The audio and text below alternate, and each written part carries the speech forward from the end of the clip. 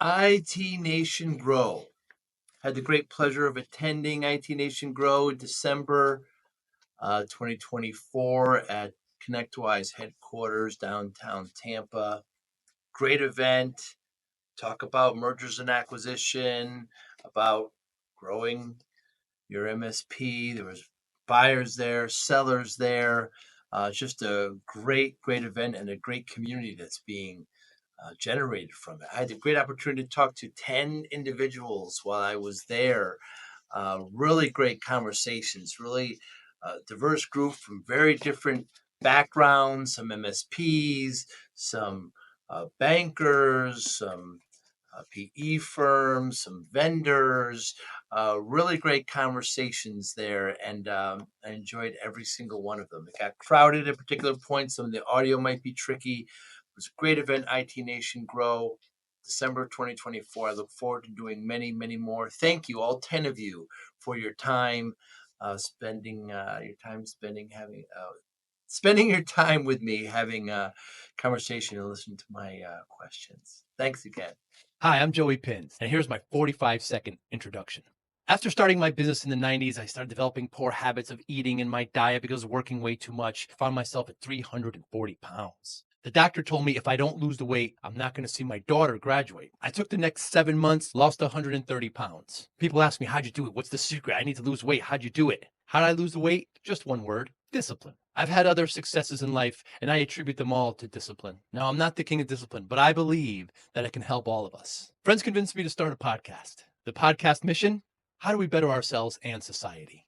I talk to interesting people in health, fitness, sport, wellness, business, technology, science, art, and culture. And I eventually ask them how discipline plays a role in their life. Podcast vision: growth through learning from others. So I had a radio show for over 10 years. Did you really? You do have a great voice. Well, thank you. I'm often asked if I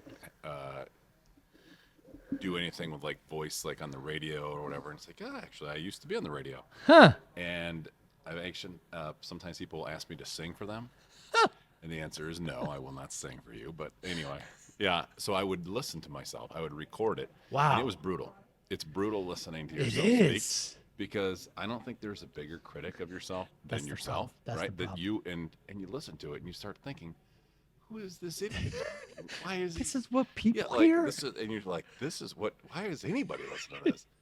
And what I would do is I would listen to myself. And it was hard because I would second guess a lot of the things I would say, but I would compare it to other announcers that I liked. And I would listen to radio announcers or like sports announcers. And you know, one of the things I learned that they did so much better than me? Silence. So when we talk, our tendency is to just ramble on. And I don't know if it's because we get nervous or what, but I think pacing and space between your words is really important because like you have already processed the thought, but the people listening haven't. And so we got to give them this little opportunity where it's like, all right, just give it a second there. Let them fill in the gaps, Dave. Stop talking. And so anyway, I don't do it as often as I should. We record our meetings at our office and everything because we use Teams and everything. So if you don't like to listen to yourself, Joe, I would still suggest it because I think that's the thing I learned the most was just, I'm not doing a great job of it now, but just remember to just add a little space. There's a whole issue with the inner ear bone too. Your voice sounds different to you than it sounds to anyone else, right? Yeah, it does. My voice to me, when people, oh, you got this nice deep voice. You do. Like, it doesn't sound at all like what I like. But anyway. When's the last time you played golf? I was down here for IT Nation. We played at Bay Hill. Did you? You played at Bay Hill. You went to Orlando yep. or Windermere. Yep. Yeah. Well, so we wait. What's Windermere? Isn't that where Bay Hill is? Well, it's northern Orlando anyway, right? I don't know the neighborhoods. Oh, but yeah, anyway, yeah. So we went there 2 years ago, played it, didn't set the course record. So we No. went back. No, we did not. We didn't. maybe. We didn't the second time either. It was safe that day. Well, I don't know. The course record was safe, but the people out there were not, because I've got this hook, Joe. That Do you? Yeah, I'm not a great golfer. I get out there, and being tall is not an advantage in the world of golf. So Anyway, Yeah, it's hard to buy off the shelf clubs when you're that tall. How tall are you, Dave? 6'7". 6'7". Yeah. So I'll be joining So on you Friday. We're hook it. going out here in Tampa, Where are you going? Old Memorial. How are you getting on Old Mo? Tom. You're know going with Tom Rad? Yeah, Tom Rad. I know Tom very Yeah, well, of Tom, course. one of the guys here as well. He used to be in our group. Yeah, that's Yeah, right. I play So- Old Mo with Tom quite often. Do you? Yes. You're going to walk Old Memorial. It's going to be very interesting. Yeah. Have You know, yeah. There's no carts. Well, You've that's gotta what I walk. heard. Yeah. I saw that on the email. Yeah. I've got good shoes. Hopefully Yeah. they'll get it out. Yeah. So, Yeah. It's a challenging course. He won't play all the way back. He'll play up for you a little bit. I think. Well, we're going to need that. Yeah. because I Yeah. swing slow to try to relax a little bit. Anyway. Yeah. So if you're hooking it, that means you're taking it way inside. Yeah. Well, so that was what the problem was this spring. Yes. And the guy I go to for my lesson, he Good. showed me the video. And again, so the same thing is when they record your video of your swing, you watch it and you're like, that's what I look like. Right. That's not at all what Me I think is too. going on in Me my too. mind. Yeah. You watch it and you think, who is that guy? He doesn't know what he's doing. And one other one too is when we were in Phoenix, was that 2 years ago or so? What, for HTG? Evolve? I mean, Yeah, for Evolve, and we got to do the batting practice. Yes. I played baseball growing up, and I quit when I was like in 8th grade, I guess it was. And I was a decent baseball player. I was a better pitcher. But anyway, I was so excited to do some batting practice. I thought I was, like decent. And Yeah. I had somebody record my swing, and I remember watching it, and I was like, I look like a middle-aged guy trying to swing. And our facilitator came up to me later. He goes, David, so much fun watching you. He goes, you look like a 12-year-old boy trapped in the body of a middle-aged guy trying to take swings. I'm Your like, body, "That's your mind knows exactly what to how it was." do, but your And body. I thought my bat speed was so fast. Right. I watched, I was like, man, that is not at all what I. Anyway. It's tough getting old. Well, you're either getting older or you're not. Yeah. I learned that 10 years ago. I had, I told you I had a sort of a near-death experience. Tell me again. So it started with hiccups. It was That's right. April This- 15 because right. it was tax day. I remember this. I was meeting with one of our employees doing a review, and I got the hiccups, and the hiccups got worse, and they didn't go away, and turned into numbness and tingling on my face. And Now, how long did hiccups last for you? You saying from it the did beginning till the end, it was just over a month of nonstop hiccups every 1 to 3 seconds. no pause. Even No, when you're so- sleeping. No, and you really can't sleep when you have hiccups. So the only way was if they totally drugged me up when I was at the hospital. So yeah, that was a. And what was the prognosis? So we have two halves of our brain, right? The two halves come together, and they are connected to your spine through the brainstem. And inside there, we have these little veins and blood vessels, everything go through there. And 1 in 500 people have this problem, but only like 1 in 10,000 ever know they have this. Basically, the walls are too thin, and so when you get too much pressure, so I was at this time trying to do a lot of weightlifting, get in a better shape. Anyway, all that pressure, the blood actually goes through the walls, and it starts to bleed into your brain. And so anyway, at that particular part is the medulla of the brainstem is where my problem was, and it's only about 2 centimeters wide, the width of your thumb. In this, the clot grew to about 1.2 centimeters. So it wasn't allowing sort of that signals of the brain to kind of pass through, and which is what caused, so the medulla of your brainstem controls your breathing, heart rate, blood pressure, the core functions, or as the neurosurgeons kept telling me, it's the high-priced real estate of the brain. It's already high-priced real estate being in the brain, but the medulla is the really high-priced real estate. So anyway, that wasn't allowing those signals to get through, causing the hiccups. But yeah, it was not good. But I did have surgery, thankfully, and I was able to get by. But it's pretty serious. If you remember, you're old enough with me to remember FloJo, Yes, the of course, sprinter. the She sprinter. died of this when she was in her, I think, early 40s. So you had brain surgery, Dave. Yeah. And how long did that take? I try not to dwell on this too much because it was a low point, I guess, for me. I think it was 9 hours or so. And are you awake? No. Is it one of the ones where you have to be awake? No. No, this was asleep. So yeah, I think it was about 9 hours. But, And when you woke up, no more hiccups. well, so I'd had the hiccups. So everything started like April 15. Somewhere, I guess this would have been around May 15 or so. I'd had them for a month, and I'll tell you the quick version of the story. But anyway, the hiccups got worse to the point where I was having problems walking and talking and stuttering, and I was just, they were giving me a lot of medicines to try to help it. And I knew what I had at this point, and it would get so bad.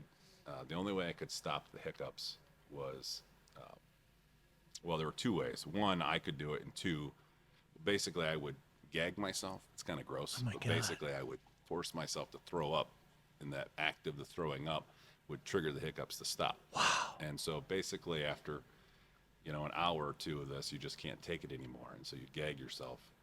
I could also My God. drink water and hold my breath, but the problem with that is I passed out a couple of times. Once I fell in the bathroom. That was a mistake. Fuck. But yeah, it was not good. But the other way that they would stop was, this I didn't have any control over, but the hiccups would go from every 3 seconds to every 2 seconds to maybe every second. Jeez. And imagine if I took cellophane and held it right over your nose and your mouth like you were suffocating to death, and you had to just suck in as hard as you possibly could. And basically what would happen is the signal that would control my diaphragm would stop going through, and I couldn't breathe. I literally couldn't breathe. And so I would force myself. The only way to describe it is like if I had cellophane over my face. And I would breathe in as hard as I could, and then I would basically start, it was an awful sound. It was like an animal dying, basically. And I would force myself to breathe, and through all of that struggling, I'd pass out. I'd fall asleep for anywhere from a few minutes to, you know, a half hour, and it would start all over again. Anyway, after about a month of this, you know, you start to go a little crazy because you can't sleep, you're not eating. I'd lost like 30 something pounds in a month. And, you know, I had gotten to the point where I was basically trying to like meditate and pray as long as I could. And, you know, just this constant state of prayer because my goal was to get through the next hour, you know, just through these hiccups. Just, all right, what can I do to get from 3 to 4, from 4 to 5? And while I was doing that, I was just basically praying the whole time. And it got to the point where, you know, there was a 15% chance that if I had the surgery, I would be worse. A lot of people end up paralyzed for life, or the right half of their body no longer works. Wow. And I remember laying in bed, and I didn't want to kill myself, but it was the lowest point I'd ever had. And I was laying in bed, and I just thought, you know, if it's going to be worse than this, I think I'd rather be dead. And I didn't want to kill myself, but it was the first point where I just thought, I think I'd rather be dead. And at that moment, Joe, it's a crazy thing, and it's hard for me to. The only way I can describe it is the entire room got very warm, and this warm feeling came over my whole body. And at that moment, the verse when Jesus talked about, you know, the birds, don't worry, you know, the birds are taken care of, and God takes care of them, and the flowers of the field, don't worry about it. And at that moment, my window was open because it was early May, and I heard these little birds chirping. Wow. And at that moment, I don't know why that verse came to me, my whole body got completely warm, and it was the most supernatural, surreal experience I've ever had. I fell asleep, and I slept for like, I don't remember, I have it all written down, maybe like 17 or 19 hours straight. Wow. And then the next day I had one hiccup. My And so I don't know if that was divine intervention or what happened, but it was the most miraculous experience. And then 2 weeks later, I was able to have the surgery. And your wife and kids during all this? So yeah, my son Patrick was 2 at the time, so he didn't know what was going on. Yeah. You know, my wife, you know, and you know, they're in here. They're talking about that guy who had died early in those days. Sam said that. Yeah. And I still remember when I applied for to be a member of HTG, they jokingly said to me, "Oh, you know, we also do legacy planning and wills and everything." And I said, "Well, you know, I'm only, I guess I was probably 33 or 32 or whatever. Like, I'm not worried about dying." And they're like, "Well, actually, we just had a guy who was 34 last week die." And then, you know, a year and a half later, I was 35, and then I almost died. So, yeah, legacy planning is important. I mean, you know, you lost your sister when she was young. Yeah, she sure did. So- So I first met you, you were with Ricardo. Yeah, This was after that? it was. Yeah, so it was. We were in Evolve 301, I think, or HTG or 1 or whatever it I was don't called back remember. then. We were in that, and 17, it was yeah. like 6 months after, so our group we went different ways. Yes. Some people, after our group went its separate ways, it was probably only 4, 5, 6 months later. Amazing. So just after our group. And how are you now, Dave? You look great. Yeah, thanks. No, unfortunately, I've got horrible headaches that are just brutal all the time. Really? Yeah. Migraine? So imagine if you had like a basketball in the back half of your brain and somebody was always pumping it up. Jesus. And it's just, like, even right now with this pressure that we had with the storms today, I feel like I could take a drill and just, Wow. if it would help, I would do it. But yeah, unfortunately, my face and hand and everything is like ice cold and numb and tingling and everything. So I've gone to a lot of doctors and pain therapists, and there's, unfortunately, we like to think of our medical system as sort of, there's a solution or an answer to everything. Right. But there's not. And unfortunately, so I'm stuck with horrible headaches all the time, anywhere from a 2 to a 7. Right now, it's probably about a 5.5. So, yeah. 2 to 7 out of 10. You're experiencing that. Well, of my pain for headaches. Right. Yes. Yeah, not of general pain. Right. After I had my brain surgery, that was the worst pain I've ever had. So, Yeah. anyway, yeah, so, So we're here at IT Nation Grow, yep. downtown Tampa, headquarters of ConnectWise. Why are you here, David? What are you looking to get out of this? Well, good question. So when I had no intentions of coming until I read a couple of the emails, people saying, hey, I came, it was great, Yeah. this and that. I'm 45. I don't want to sell our company anytime soon. If anything, I'd like to be able to acquire companies, not to the level of empire builder like a lot of these companies, but just to understand the process of, how do people do this? How do they value companies?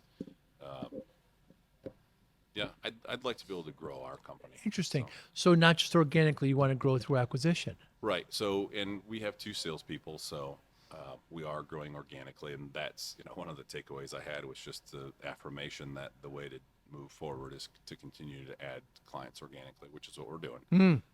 But if the opportunity presents itself, I'd like to grow. And I think in our market, there are a number of smaller MSPs that would probably not be acquired by some of these PE companies. I see. Where there's some of the smaller ones that Sure. are just too much work for these guys, but would still, have a valuable business and clients and employees that we would like to have. So. And you're in Western Michigan. Yep. Right. Holland, Michigan. Helen, yeah. Holland. Like the Holland, country. that's right. Holland. That's right, because the country. That's Yeah. right. Yeah. And how is business there? How's the For market? West Michigan in general, it's a strong region. Good. If anything, maybe too strong. Business is good for everybody. We're in the fastest growing county in the state. So that presents its own problems with cost of living and everything. But our business is also quite strong. We're doing well. So, yeah. How long have you been doing it, David? Since long ago. 25 years now. I started when I was 19. I'm 45 now. So Why do you continue to do it? What do you love about it? It's tough. it is, well, sort of. It is. Everything is tough at times. I think what I like is I like working with people. I like solving problems, and I like technology. I like those 3 things. And so, I've thought, there was probably a moment during COVID when business was tough and everything else. I thought, do I want to still do this? Right. And I thought, well, yes, I do, because I enjoy all these things. So, I think that the skills that I have can be utilized pretty well in this type of a business. So I think we have a pretty good team. So as long as all those things continue, I'll keep doing it. So when we were together in our peer group, it was probably like 10 years ago now, wasn't it? I can't. yeah, well, Time like I seems said, to fleet by. it was probably right about 10 now. So we're in 2014? December here, so yeah, that would have been 10 years ago. Yeah, and you were going strong then, and you liked it, and you want to continue this. We're here at Grow. I just happened to pop my head in. I mean, these PE firms are contacting you all the time. Yeah. Well, what is your message to them? Well, it helps that we're small enough that we're, not necessarily in the, we have 16 people at our company. Sure. So we're on the smaller end of what a lot of these places are looking for.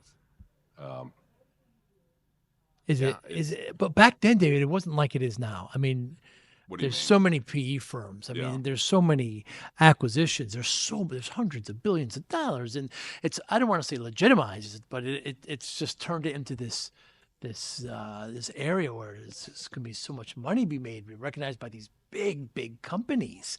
Does it scare you? Does it excite you? Does it? No, I guess what interests me is the process. Huh. So, and not the process of acquisition, the process of being in business. So I'm not a great example here. When they talk about what's your personal wealth target, I Yeah. don't know. I mean, when I started this, I had $0. Right. Now I have more than that, so it's a success, right? It's gone up, Positive. so that's nice. I had a near-death experience, so I know that sure there's did. a lot more to life than just how much is in your investments. I think what I look at is money doesn't really do a lot for me, but it's more of the indicate. So like I look at like how is our revenue, what's our EBITDA, what are our margins, how are people doing? If those things are moving in the right direction, that's what excites me. So my kids hate this. I say this, and maybe I shouldn't say it. I don't know, but I'll tell them, all right, if you do this, whatever the thing is, Joe, I say you get a prize, a reward, and they now say, is the prize the satisfaction of a job well done? I'm like, yeah, because I don't want them to just be focused on, all right, well, you get a cookie or Right. a treat or whatever Sure. little, and I want them to know that it's the satisfaction of a job well done. And I think that's how I feel about our company. It's okay. So we've grown, I think, 18% in the last year. Well, that's just a number, but that's an indicator of success, Good for right? you.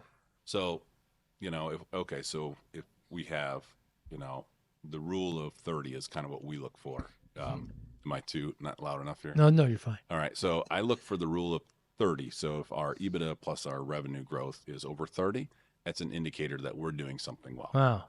Wow. So, the money and everything else, I don't know. I think to me, obviously we all need money to live and we need to buy things or whatever, but I get more excited about sort of those indicators of success, the job well done, the process, I guess. Yeah. You want more impact, it seems, David. I think that's, yes, sort of. I mean, one of the things that interests me is, they're talking about, this book Halftime and some of these other things. I'm 45 now, so I'm closer to 50. But, when I turned 40, I didn't have a midlife crisis. But a year ago, I started to. And actually, it's another story I'll tell you offline. But I didn't go crazy and get a girlfriend or anything. I got a boat. I lost some weight. I got in better shape, learned to wake surf, wakeboard. But anyway, I think the bigger thing is just like, what's the sense of purpose, And so I've tried to, I'm trying to learn of what does it mean to, I guess, think about the next generation coming up. So I volunteered at our church. For the kids at our church, there's a school next door. I'm a mentor for a kid there. And even internally of thinking about like, okay, so the people who are coming up in our company who are younger, how can I not tell them what to do? Because nobody wants to be told what to do. But what does it mean? I had mentioned to you the guy who's my mentor. He's at the end of his days. And it's like, well, what did he do? Right. And I think one of the things that he does really well is he asks good questions. Yeah. He doesn't tell me what to do. He shares his experiences and he asks questions. So I guess that's kind of what I'm thinking about. One of the things that excites me and keeps me sticking around, at the lunch table and when we have some of these good conversations and the guys, ask, and I don't want to tell them, hey, you need to go do this. Right. But maybe what I could share is my experience and then ask them a few questions and kind of let them run with it. So Much better, I think. Yeah. When every once in a while people ask me my advice, I say, well, I'm not good at advice, but this is what I did in a similar situation. Yeah. And here's what I learned from it. Maybe you can learn from that. When I talk to MSPs, David, 3 things keep them up at night. One is security. They're worried about their clients get attacked. 2 is human capital. How they're going to replace engineers or get new engineers, their staff. And 3 is just general growth, organic growth, acquisition, growth. Did these three ring true with you? Well, I generally sleep pretty well at night, Good. although the last 6 months has been pretty bad. I think that the thing that's kept me up the last 6 months would probably be we have a really good team, but there is a huge amount of pressure of salaries and cost of living in our area. And so we have to work in that tension of our clients needing, and we can't just raise prices just because we feel like it, but we are a small fish in a big ocean with lots of other fish in it. So, we have to respond. I think, probably the people part, because, we have some good younger people, we have some people who have been with us for a long time. But the things that keep me up at night, the security part, we bought a lot of insurance and we have some decent processes, but that one is really annoying. What was the third one you said? It was people. Growth, human capital. Yeah, growth, growth is a grind. Yeah. Like I said, we've been up 18%, I think, in the last year. So, yeah. And to an MSP that may be of interest to you, what are their characteristics? That's a good question. I think we've got to sit down and identify that. Yeah. I think, in our area, it would be somebody who's regional, somebody who, as being an MSP is hard. Every day there's a grind. I think maybe somebody who's been at it for a little while, who's ready to transition out, whether it's retirement or do a different job or, they've been grinding for 5-10 years and it's like, I think I'm ready to not have to be the guy to do this anymore. So. And you want them in your geo? I think so, just at our size. Like I said, there's 16 employees that we have, so I don't know that we want to be flying to Colorado or anything as much as I'd like that. I think we need to grow for a while. Yeah, there's worse places to be. Yeah. David, is there anything in the last month or so that you changed your mind on?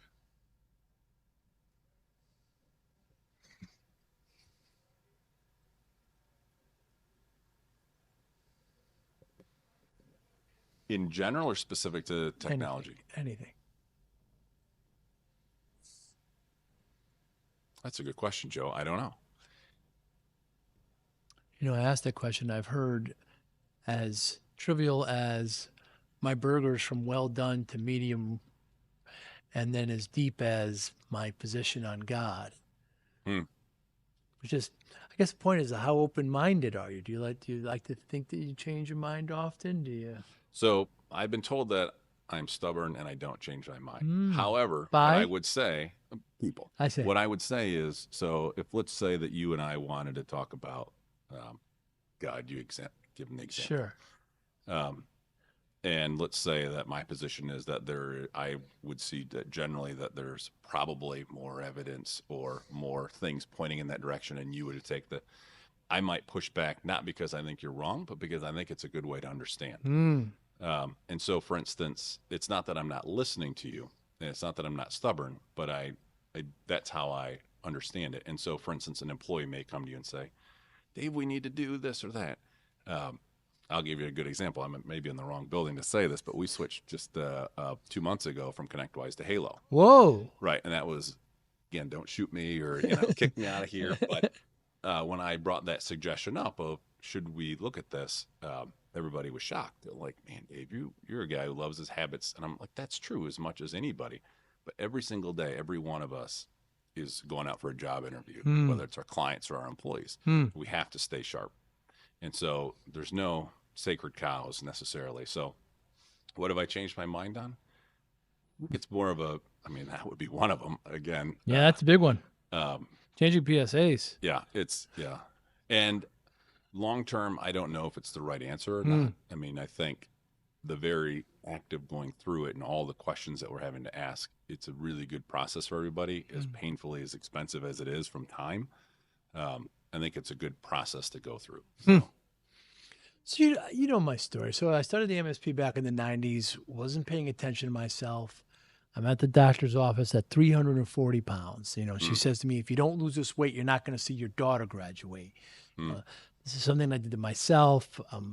Driving home, pissed off. I spent the next 6, 7 months, lost 130 pounds, kept it off.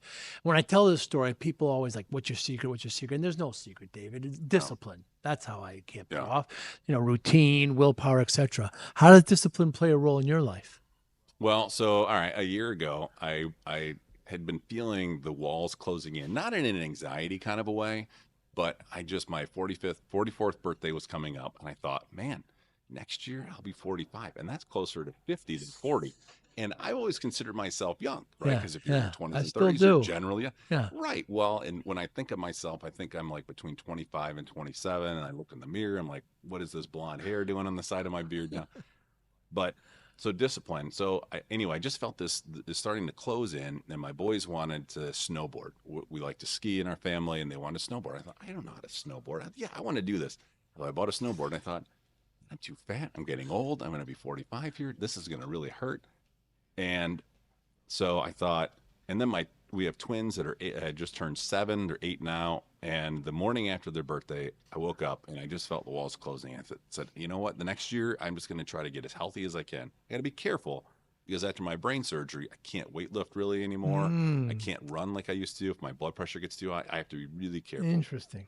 So anyway, I didn't have alcohol for a year. Whoa. I wrote down everything I ate. I lost like 25 pounds, nothing like what you did, but I learned to wakeboard, wake surf. It was a great year. Wow. So the discipline of doing that, I think a lot of times we set ourselves up in our mind for it to be harder than it is, and I think the alcohol one was the one I was the most nervous of because there's a lot of pressure to drink and everything else. And you know how many times I felt pressure to drink? 0. Wow. People don't care. Yeah, they really don't care. Don't. They don't care. Yeah. And the only thing I will say that I found interesting in my experience, now I've had alcohol, I had a little wine last night. So anyway, I think the thing that I found the most interesting, other than the fact that there's really no peer pressure, they don't care. I think the thing that I find the most interesting from that was I have a hard time shutting my mind off. My brain is going constantly. Wow. It's just, like going to bed at night is really hard. Like I feel like my brain is just getting really? 11 o'clock. My brain is like, buddy, what are you doing? There's so many ideas and there's things we need to learn. Like, I love to learn. And I think if I have alcohol, it helps my headaches. It actually temporarily, like it drops my headaches. So I have to be a little careful. If I have too much, they go up. But if I have 1 or 2 drinks, like in the evening, it actually brings it from like a 7 down to a 2 or 3. Whoa. So I have to be careful with it. But then it can bring it up if I have too much. So it's not there's a sweet spot. So, but anyway, I think the fact that I found that that was one thing that I was lacking in the last year that I think I have to figure out. So when it comes to discipline of like, how can I tell my brain to slow it down a little bit? And how do you? I don't know. That's what I'm saying. Read? I gotta figure it out. I mean, no, because that's what gets it going. Oh, read fiction versus nonfiction. Because at least fiction will put you away somewhere. Well, nonfiction will just make you. That's the mind. But I struggle with that. Really? Because I have a really hard time doing things that are considered not what I consider not productive. And so the idea, like at least with golf, I can justify it because it's like, okay, I'm out. I'm trying to get healthy. It's good for me mentally and physically. One of the things I've enjoyed a little bit over the last couple of years is when there's nobody at home. I've never taken a piano lesson. I like to sit in front of the piano. I close my eyes, and I can start to I like to sort of match up little things that I make up, and I don't even know what all the the keys are necessarily unless I look. But anyway, I like to just sort of hear things, and it sort of starts to match up with what I'm seeing in my eyes and in my brain and what I'm feeling, and it's kind of an interesting thing. Wow. I have a hard time doing that because I consider it not productive, and I feel like if I'm not doing something productive, not business productive. Whatever, taking care of our family or doing something for my wife or kids or like learning more or, doing something like researching. I do a lot of research and learning. If I'm not doing that, I almost feel guilty. So, wow. Yeah. They're highly disciplined, David. Amazing. I thank you so much for your time. It's always great to see you. Anybody listening, how can they get in touch with you? I'm on LinkedIn, but I don't post much. LinkedIn would be a good way to do it. And your email? David@macatawatechnologies.com. Before you let me go, though, can I ask you a couple questions? Yeah, I'm sorry. What's the domain again? Macatawa, Macatawa. You got to say it really Midwestern. Macatawa. Macatawa. Macatawa, that's right. Very nasally, Joe. Yes. You have a question for me? Yeah, can we do that here? Boxers. Can we? Boxers. Is that what you? No, not Oh, that. no. Can Go I ahead. ask you Yes, two questions? Go ahead. Why are you doing a podcast, Joe?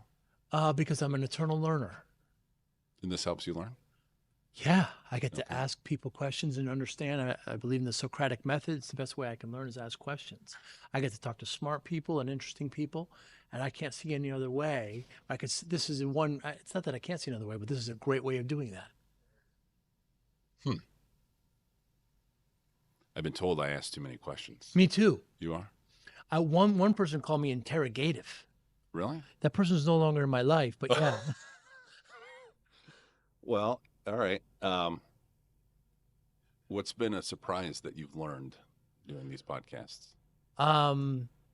The older I get, David, the more questions I have, and I feel the less I know.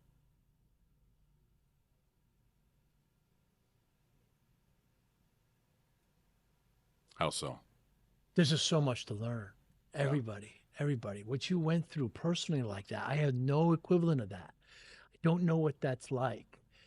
There's just so much to learn from there. I mean, I get to talk to these people that I would never meet in any walk of life. I mean, we've known each other for a while, but the podcast just isn't tech. It's other areas too. So I'd go crazy just talking about tech. We've barely talked about tech today, actually, but I get to talk to these people. They contact the podcast. We've done over 500 of these now, and over 3 years, we got 150,000 subscribers on YouTube. I mean, it's crazy to think. But here's another thing: is that Quentin Tarantino says that he makes movies for himself, and others can come and watch. He doesn't think of the audience, and I never do either.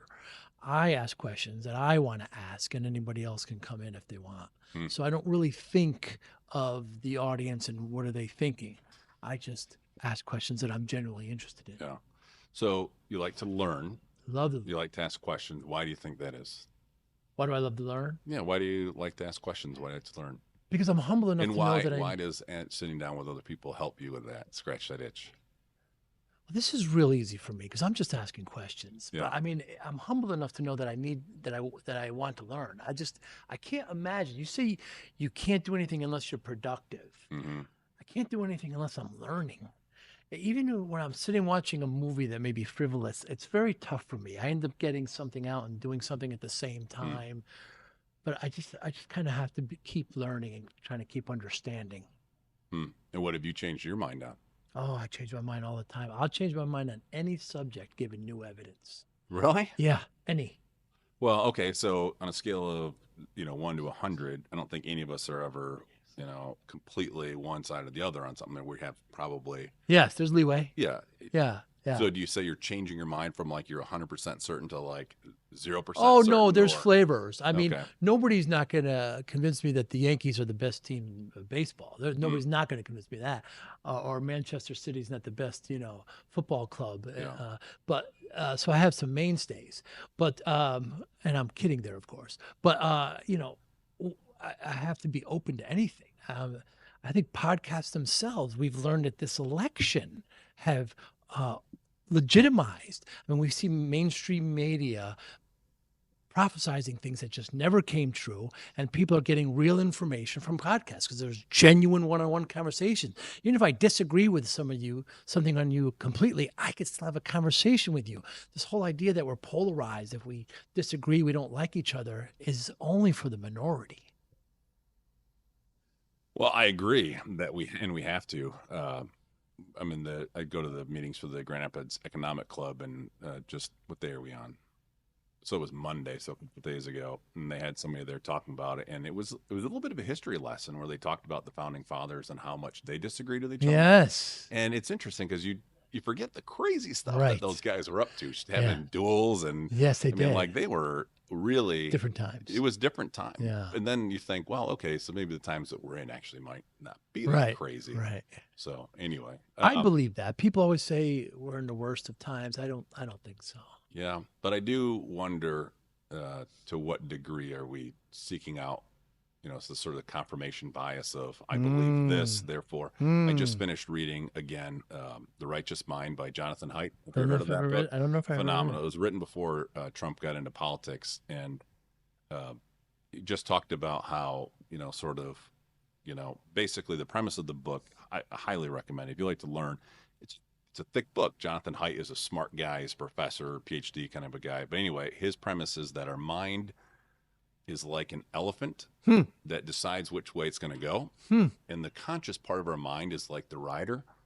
And the subconscious mind says, I'm going to support Trump. And the conscious part says, now I need to figure out why. And we don't necessarily have a whole lot of control over that.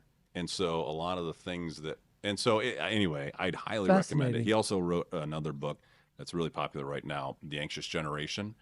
Basically, the premise of The Anxious Generation is we have this whole generation. So ask you a question real quick. At what age were you allowed to go? I think his question is, let's say 5 blocks from home and play for an hour unsupervised. What age were you? About? Yeah, probably 8, 9, 10, somewhere around there. Yeah. So if you were born, I think it's like before 1982 is his example. Most people it's like between 7 to 9 years old. Yeah. If you ask people born after 92 or whatever, it's like 13, 15, and even today. Right. And so he talks about how so many of us who are older were able to go further from home. Right. And then he asks, he says basically, so we don't allow kids to free play and sort of discover and learn on their own. And then we keep them at home and we give them a smartphone with access to social media and everything else. And that's not really healthy. Fascinating. And so his big push is, and he ties it together with why are teenage girls cutting themselves at a younger and younger rate? I mean, it's a really scary, sad thing. Yes. Suicide rate, a lot of things. And basically his premise is that a lot of it's social media. That we are denying kids the ability to go free play because there are dangers out there that we weren't aware of when we were younger. And so we became aware of the dangers. And I don't know how much we've, reduced those dangers, but then we've given people smartphones. So anyway. See Australia banned like 16 and younger? I know. And so there's a real push. So even at the school where our kids go, there's a push now. So their kids are not allowed to have phones even in school. They have to put them away when they arrive. But that's only, 6 hours of the day? Right. And there's still 18 other hours. And so parents have to be on board with it too. So yeah, that's something I learn a lot. Every day I walk on my lunch break and I take 30 to 45 minutes. I listen to either a podcast or an audio book or my Bible or whatever, and I listen. So I may have to add Joey Pinz. Well, pick a good one. Yeah. Pick a good one. All yeah. right. Yeah. David, thank you so much for your time, brother. Sure. Always a pleasure. Yeah. You be well. Yeah, thanks. Thank you for listening and or viewing Joey Pinz Discipline Conversations. Please share this episode with 1 or 2 of your friends who you think may benefit from the episode. Our website, www.joeypinz.com. There you'll find lots of resources and you could join our mailing list. Please follow us on all our social media, Instagram, Twitter, and Facebook. Podcast information, the video version of our podcast is on YouTube. Please subscribe. Audio is on all major podcasting platforms. Please follow them. And if you like it, please consider giving 5-star rating. Would really appreciate that. Thank you again for listening or watching Joey Pinz Discipline Conversations.